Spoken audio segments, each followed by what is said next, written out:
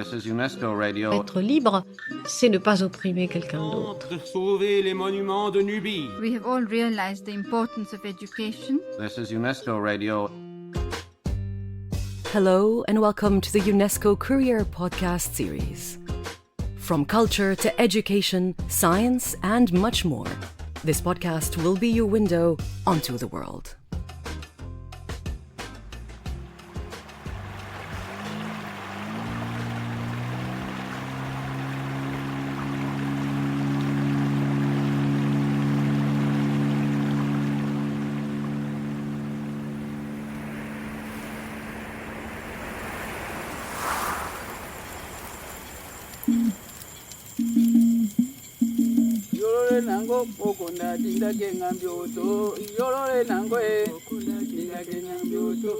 From the wide deserts and isolated islands to African brushlands and the frozen landscapes of the north, the front line of Earth's conservation looks and sounds different than you might think. Did you know that indigenous people own, occupy, or use around 20% of the world's land? Yet, these very same territories contain 80% of our planet's remaining biodiversity, safeguarded by people whose way of life inherently protects the natural world. Today, their voices are reaching us, holding the keys to a more resilient world. But will we choose to put these solutions to work? Taking you beyond the pages of the January 26 issue of the UNESCO Courier, this podcast will transport you to the four corners of the world to discover how indigenous insights and modern science are already pairing up to forge a sustainable future. The Power of Indigenous Knowledge is a UNESCO Courier podcast by Anuliina Savolainen, sound design is by Emmanuel Rudowski, and the narration is by me, François Wibaux.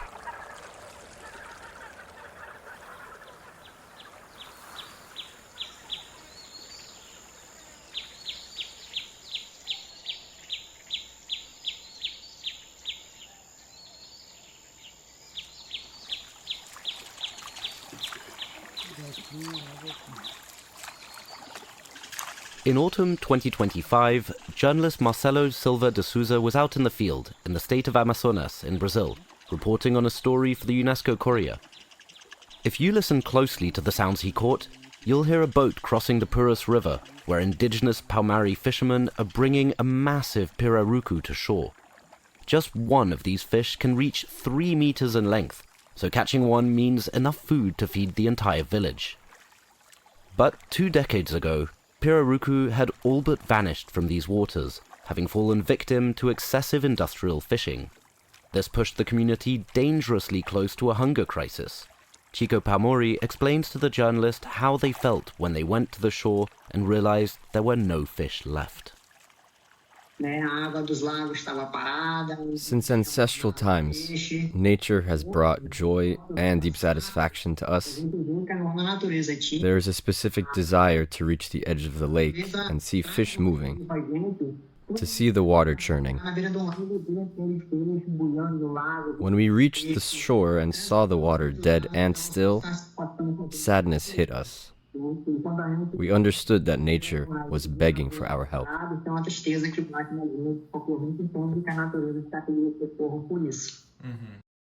If today the river is teeming with over 10,000 pirarucus, it is thanks to a pioneering collaboration between scientists and the Paumori people. The rescue project involved 5 years of total protection, followed by an annual census and a strictly regulated harvest quota. Biologist Felipe Rossoni explains how this collaboration transformed his approach to science. The role of academic science was to help systematize management based on the deep ancestral insights the Paumari already possess regarding fish behavior and the ecosystem. The Paumari are known as water people. Their entire cosmology, their way of understanding the world, is rooted in the water. So, by nature, they're expert fishermen. I learnt a lot about ecology and fish dynamics from their knowledge, which contains a level of detail unprecedented for my understanding, even as a researcher.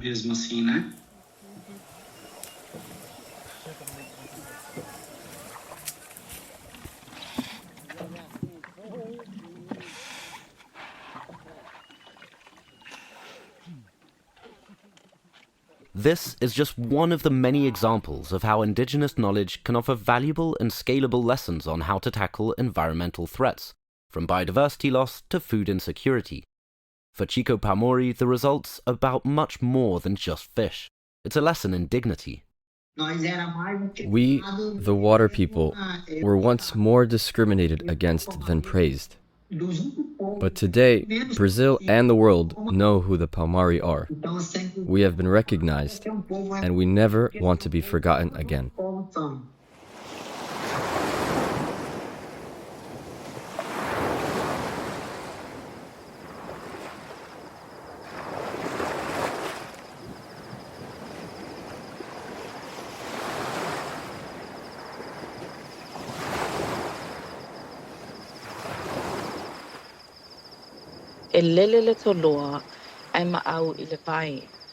So the bird, or the frigate bird, which tends to navigate itself or fly around in the coastal areas, it may fly away and it may hover from afar, but it will always return to water. And that metaphor is used often when Samoans travel, or when we send a child to school overseas and we expect them to return. This cultural metaphor that Indigenous Samoan journalist Lagipoiva Cherelle Jackson remembers from her childhood feels like a wink to the Paumori people from across the globe. Just as the Samoan bird returns to water, many Paumori families who had left for the cities have now returned to their ancestral lands, drawn by the revival of the Piraruku. In Samoa, our chiefly language is based on metaphors, and these metaphors are based on nature itself and the interaction between nature, wildlife, marine life, and other interactions in the ecosystem. In her work as a journalist and as a teacher, she spreads the word about climate solutions that Indigenous people have held for millennia. Indigenous knowledge compared to science frameworks of our modern times is essentially the science of Indigenous peoples, based on spiritual understanding, on ancestral knowledge, and also is very much founded on where we're from. Indigenous peoples had that science, had that understanding of nature, of life, and everything around us before Western science frameworks were introduced. Lagipoiva wrote the introductory article for the January 26 issue of the UNESCO Courier, an issue that highlights just how deeply Indigenous science and local knowledge systems can help us understand the world around us.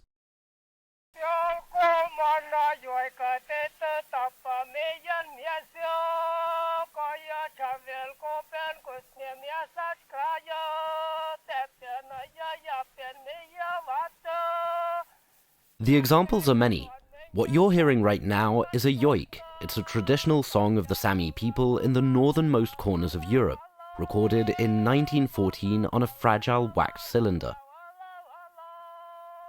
It's dedicated to the land of reindeer herding and originates from Carl Tiren's collection that was recently inscribed on UNESCO's Memory of the World Registry.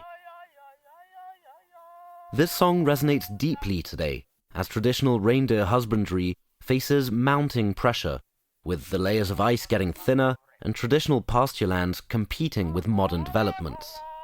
Yet, the hundreds of words used by the Sami to describe snow and ice are not only helping Indigenous herders navigate changing migration routes, but also providing scientists with crucial data to track Arctic climate change. Indigenous knowledge systems can provide a different way of seeing, from farming to medicine to architecture and even astronomy, as Lagipoiva describes. The beauty of Indigenous knowledge, especially as it relates to climate, is that it is through trial and error. For thousands of years, Polynesian voyagers read the stars and found their way to our islands, right? And these were developed by complex systems of thinking and ways of knowing. And it resulted in very sophisticated navigation systems based on the stars, wind patterns, wave patterns, And just based on the human ability to read nature and interact with nature in a very healthy way. A very good example of this is the Samoan fale, or the indigenous Samoan structure or home. It is made of all native wood, and also the thatch, the roof, is also made of natural products. All of these materials can be found in nature, extracted by locals and fashioned in a way that then creates a structure that is climate resilient. And the way that we cover the open sides of the structure itself, or the fale, allows for wind to blow through. In some cases, these are on stilts when it's on coastal areas, so therefore allowing for any floods to go underneath. Now, did you know that among the world's approximately 7,000 languages, the majority are indigenous? But the sad news is that these languages are disappearing at an alarming rate, and every lost language erases ecological knowledge embedded in vocabulary and place-based understanding.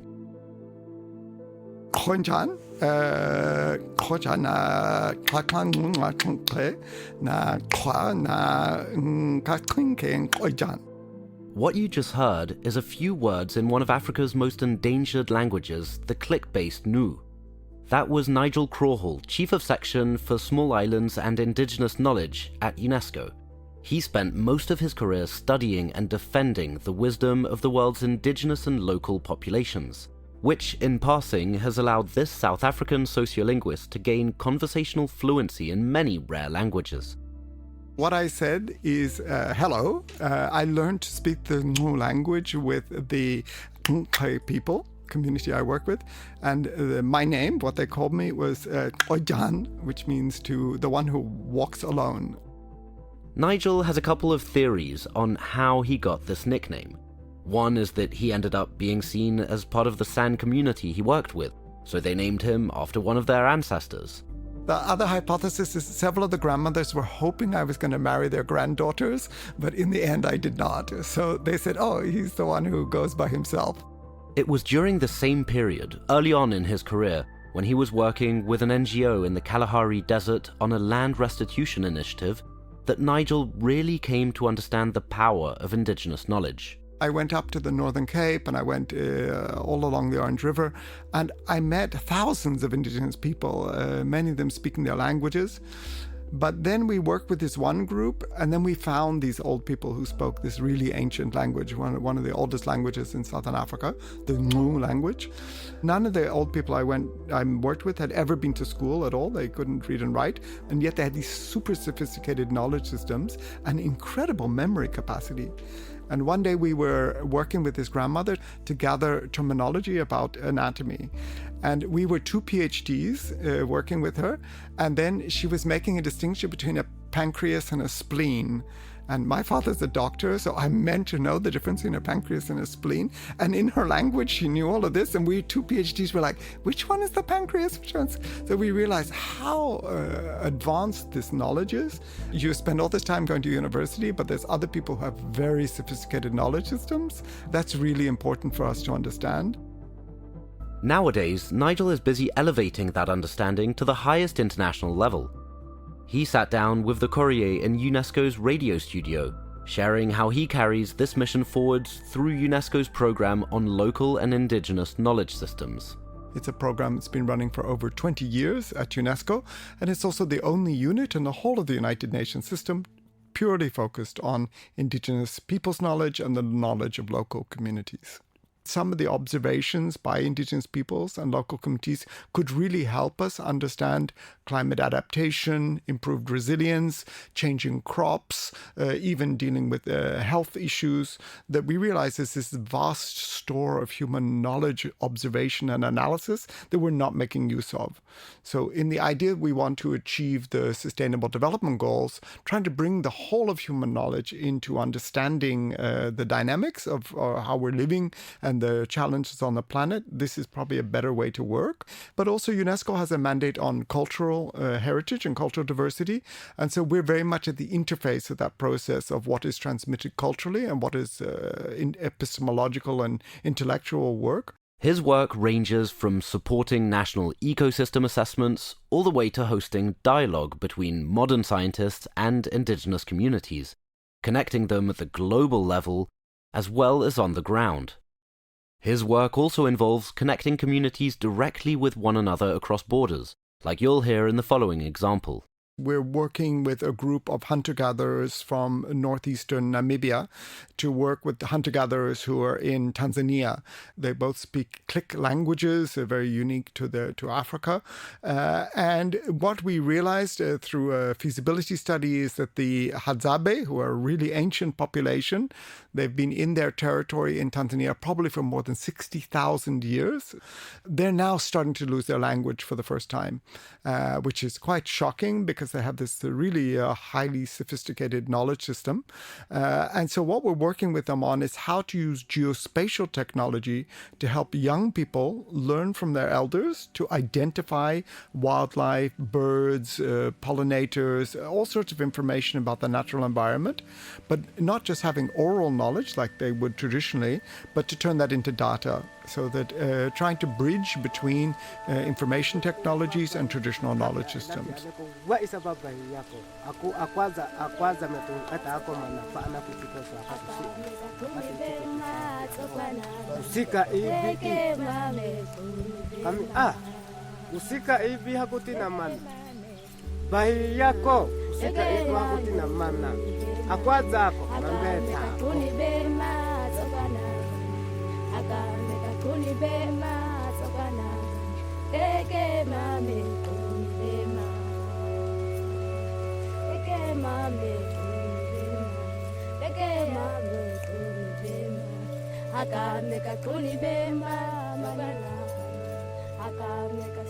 Concretely, the bridge is a mobile app called Cybertracker.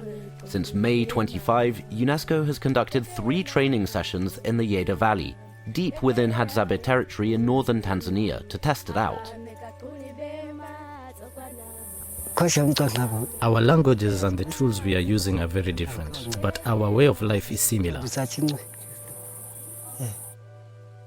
That was David, a member of the Namibian hunter-gatherer delegation, recorded in an interview during the May 2025 training session by Johannes Azana from UNESCO's Regional Office for Eastern Africa. In the accompanying video, we see men of all generations walking through a rocky landscape dotted with wild shrubs. They're equipped with traditional wooden bows, as well as smartphones. This icon-based app also helps elders pass their knowledge down to the younger generations. In the words of Jacqueline Osman, a Hadzabe community member, we try to conserve and protect our environment. We want to transmit our culture and lifestyle to the next generation.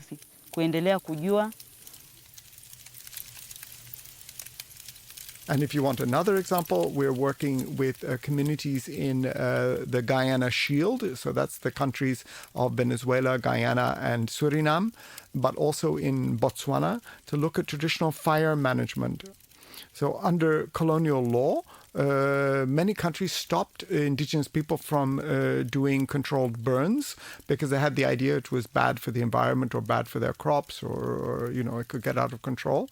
Whereas in fact, most human populations in savanna grasslands and other particularly tropical and subtropical areas, they always use fire management for multiple purposes, including promoting biodiversity rather than damaging it, but also pest control and invasive species control. So now we're helping these communities document that and bring that into national policy dialogue.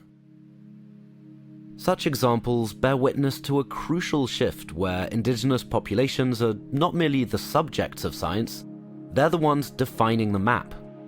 Lagipoiva illustrates this approach through the concept first put forward by an indigenous elder from Nova Scotia in Canada. The two-eyed thing essentially marries both Western systems of science and indigenous knowledge for the sustainability of nature. This collaboration, according to Mick Moore, Albert Marshall, is vital because indigenous practices actively protect over 80% of global biodiversity. So ultimately, the framework shifts environmental policy away from short-term resource exploitation, which is very much founded on the ways of the West, toward more long-term ecosystem sustainability.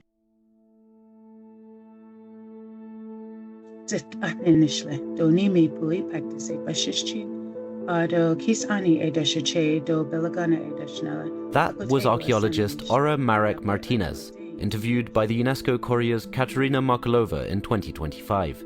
She began the conversation by reclaiming her identity.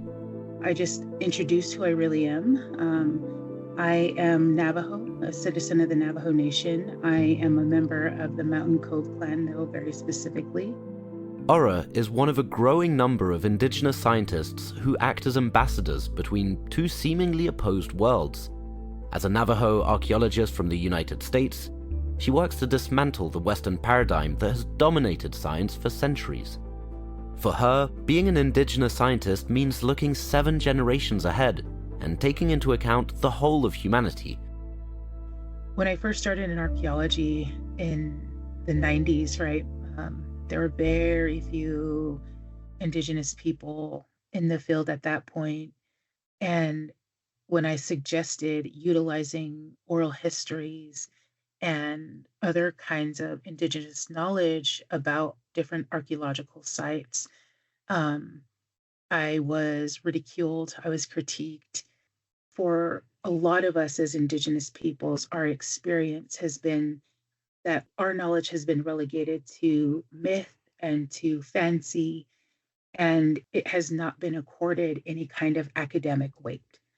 And so folks like me, indigenous scholars, we are reclaiming that space and bringing our knowledge and our indigenous research methods into academia, and it's creating all of these amazing insights into what we know about who we are. Today, Ora leads the Center for Braiding Indigenous Knowledges and Science at Northern Arizona University. Their mission is to break open rigid scientific boundaries and create a true home for indigenous methods. If you want to work with indigenous communities, you need to ask permission. And so for me, it is really changing the research paradigm, because for many years, research has been extractive, and indigenous communities have a very long memory, and they share stories about these practices from one generation to another. And so I specialize in indigenous archaeology and working very closely with the Navajo Nation to create a very special, unique Navajo place-based archaeology that they have observed from generation to the next about different phenomena. And so part of that sort of knowledge transfer is through oral histories. There's also rock art, right? Petroglyphs, pictographs. And some of this is written down in ways that's not recognized by Western academic disciplines. Part of braiding is the incorporation and the acceptance of that kind of knowledge, research methodologies that are based in, again, this very long relationship with the landscape.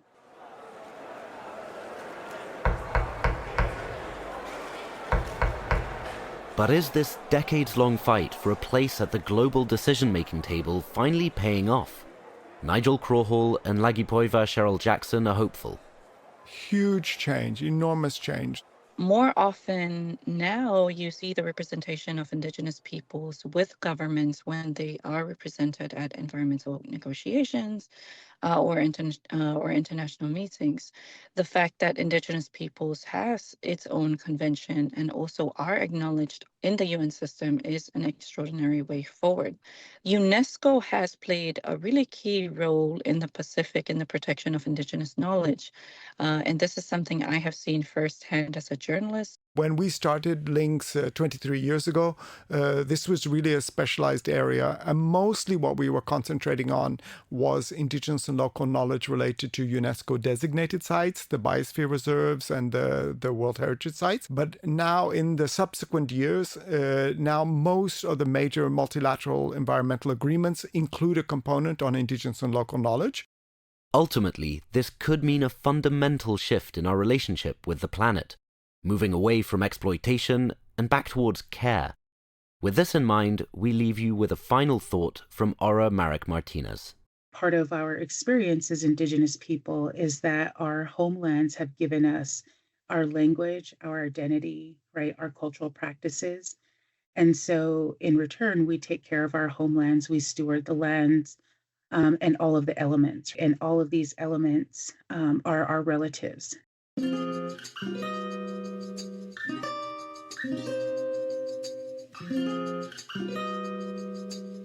And that brings us to the end of this UNESCO Courier podcast, but you can read more about the topic in our January 2026 issue, titled How Indigenous Knowledge Drives Scientific Discovery. It's available for free in 6 languages on the UNESCO Courier website and can also be purchased in print from the UNESCO eShop.